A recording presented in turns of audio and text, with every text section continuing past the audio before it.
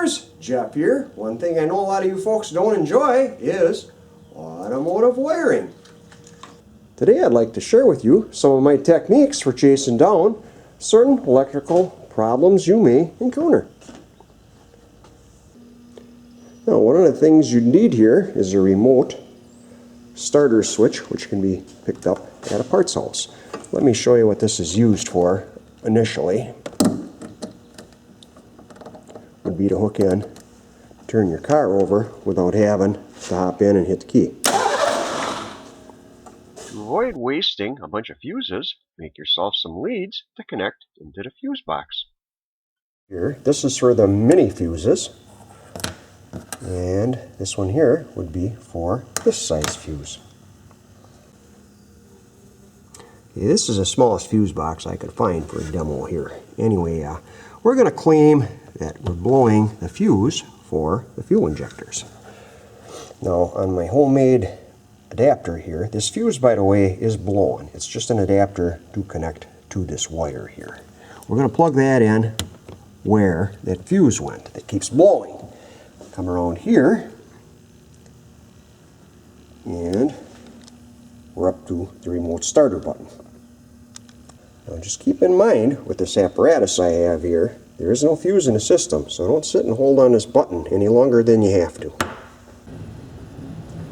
Here we have my current limited power supply, which we can adjust it accordingly to simulate the car battery.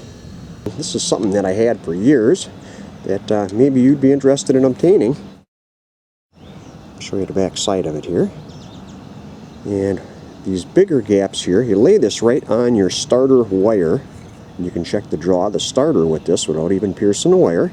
And these smaller holes here are for your alternator output testing. This works the same as your amp probe for house use, only you don't have to put the clamp around. Okay, now let's follow from the source of the power at the fuse where it blows to the problem area and find it.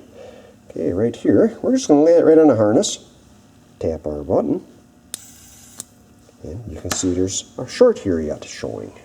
Let's move on down, come around, and we're going to go over here. And once again, we're still showing a short.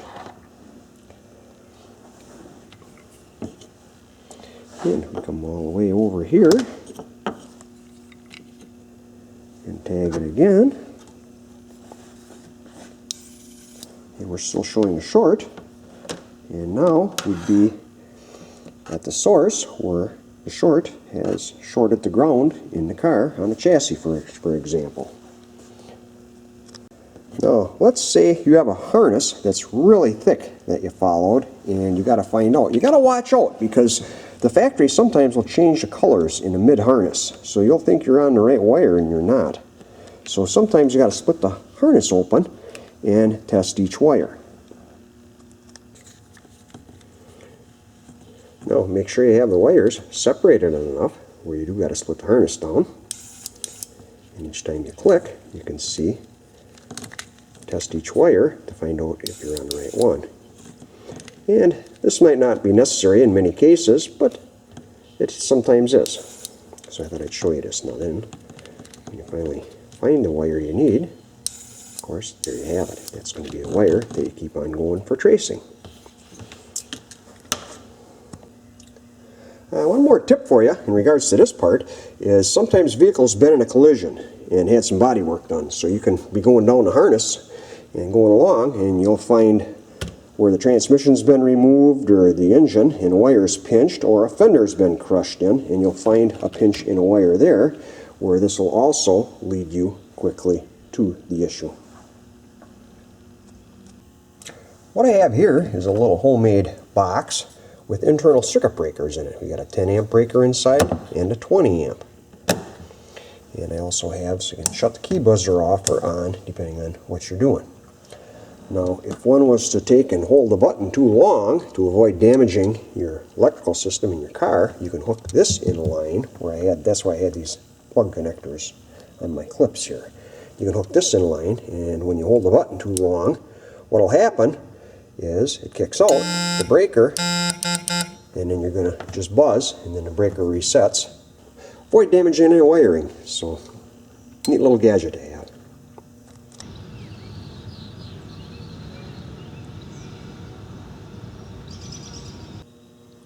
Hey doers, hope you're enjoying this and following me so far. Let's get into a few more different scenarios.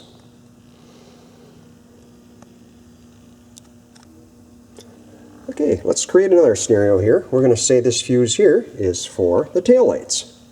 What we're going to do is eliminate my push button here. Take these connectors off, and we're going to plug this in direct. Okay, you go in a car and you turn your headlights on, and as you have this hooked in to your fuse box in the car, if I note, you're drawing around 9 amps. So you go around on your harness in your car, and it's really not a short at this time, but you just keep wiggling everything. You go right up by the tail lights and all the other stuff, and if you're using a trailer, wiggle around on that harness too. And even though you're not going to be by this box here, if you wiggle something and all of a sudden it shorts out, you're going to hear the buzz going. And here we have another meter I made years ago, and this has a key buzzer inside along with a 10 amp circuit breaker. Clips on under your hood or under your dash wherever you're working, and you use this for testing. This actually is the one I use the most. And if you ramp it up too much, well, for you folks that would like to build one of these meters for testing, get yourself a 10 amp meter, and I'll show you how to wire that. And for your wire coming in, you got an amp meter here, and you go into the 10 amp circuit breaker and back out. The buzzer, that would be an optional thing if you desire. These circuit breakers automatically reset on their own. They don't have to be reset. Parts House Automotive can usually get these for you, but they probably got to order them. Key buzzer, these are getting real hard to find now. There's probably other things you could use too for that project though. 12-volt buzzer of some kind. One thing I'd like you to be aware of is if your car, for example, would randomly pop a fuse for the fuel pump or some other accessories. The fuses, a lot of times, there's so many circuits on newer cars that they also go to other parts of your electronic system. Then you should be maybe looking for, if your engine moves a little bit in the motor bay, that's when a fuse pops. You could have something pinching or something against the firewall, or a harness down under that you should be looking at too. For intermittent problems, I've also seen where one of the pins will be damaged and it's not pushing tight on the male half that goes inside the connector. A lot of times this stuff can be found while you're lightly moving the connectors around or tugging on the wires gently to find an intermittent problem. Through the years, I've seen that a problem on fuel injectors too, where one of the pins might be damaged, or the other thing to watch for is the factory a lot of times will wrap the connectors right up tight with the tape.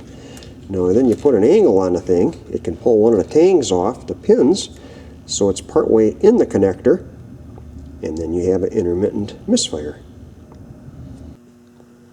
I'll give you another example for what you should be looking for and how to chase this stuff down. On my truck here, when I bought this new, the air conditioning worked good for a little over a year, just past the warranty period. And then what happened was I'd take off from here, the air conditioning would be working fine, and I'd get down the road and it'd quit working. And I come back to drive back to the house, come back, and windows open of course, because now it's getting hot in the cab, and it starts working again. What should you be looking for?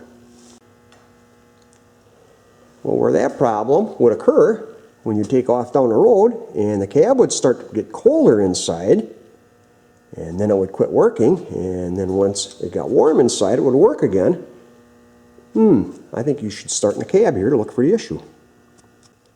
And for that problem, what I found was when I get the dash all out underneath, well, there was a connector where they had the tape right up tight on the connector, like I was telling you here. Now, when you put a little bit of a fold on it, it pulled one of the pins part way out. The thermal change inside the cab here would make it connect and disconnect. Just another little thought for you to be aware of what can happen and how to chase this stuff down a little easier.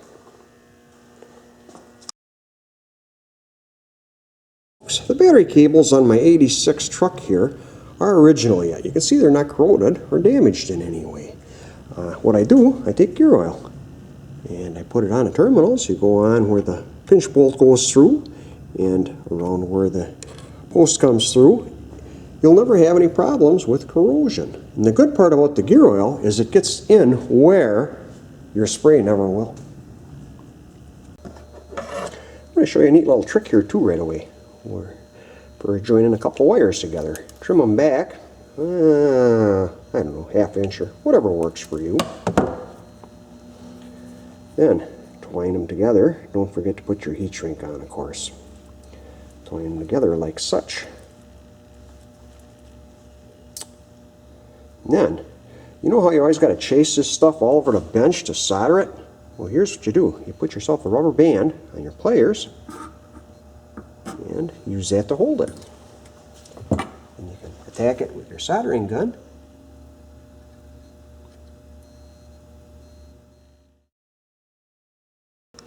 And here's one of the projects that I did for myself through the years. Handmade this whole console here. And it's a steel backbone. And then I have everything, a couple screws all setting on here. The fuse box for all the engine electronics. And it's all in here, so you don't have to cut up the factory one. Onboard diagnostic switch, you throw this and you get codes on the dash and your ADL connector. Then on the side here, I got side panels that go on. A couple screws are in your hand. I like stuff that's easily serviced. And quick disconnect connectors. And everything is soldered and heat shrinked. I do have video of when I built this car in 1994. And somewhere down the road I'll be putting that up for you guys to watch too. And I don't know if any of you caught that before. The hood light is on now.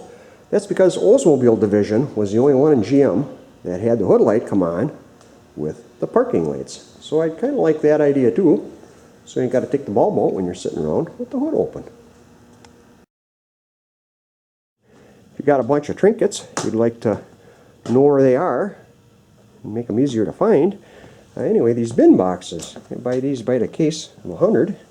Years ago they used to give them to you for free from the parts houses, but of course now you got to pay for them. I've always enjoyed home wiring. It's nice having things on hand so you don't have to waste time driving to the store. Here's a little look at my shop circuit breaker box. Doing this stuff for yourself is not only rewarding, saves you a lot of money too. Yeah, and I even have a power inverter in the house to run the lighting if the power goes off. The batteries also run the 12-volt sump pump.